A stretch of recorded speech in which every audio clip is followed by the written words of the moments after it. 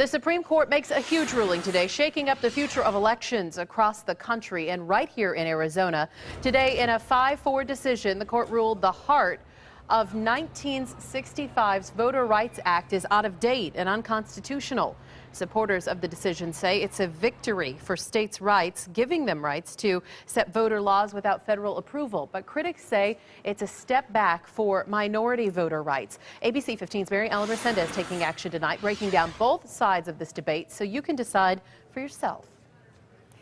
Katie, it all depends on who you speak with as far as what this means for Arizona voters. If you're talking to Governor Brewer, she says it means freedom.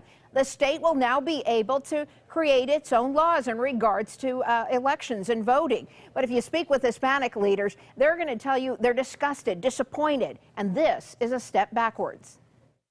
What we did is we recruited volunteers. Mari Yepes is passionate about voting. It's your right to vote. Make sure you get your voices heard. She's volunteered her time to make sure more Latinos get out to vote, but worries a landmark decision from the U.S. Supreme Court could make it tougher for minority voters. It makes the process just a lot harder for us and a lot longer. And the only thing we want to do is we want to help out our community and we want our voices to be heard. The decision overturns part of the 1965 Voters' Rights Act. The law passed during the peak of the civil rights movement was designed to protect against discrimination. But justices decided the formula for making those decisions is outdated.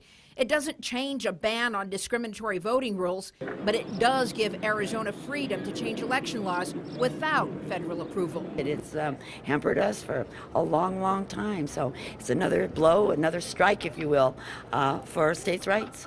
Governor Brewer and other Republican leaders might be calling this decision victorious, but Hispanic community leaders say it's a step back, comparing Arizona to the Mississippi of the 1960s. That's a stupid decision. It's not logical. It's a black day for civil rights. Opens the door for more disenfranchisement of voters in the future.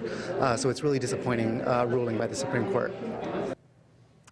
Now, what does this mean for the future? The fight on this, Katie, is not over. According to the community leaders in the Latino community, they say they're going to be pushing for Congress to create a law that basically replaces this provision in the Voters' Rights Act. And we'll be covering it every step of the way. Mary Ellen, thank you.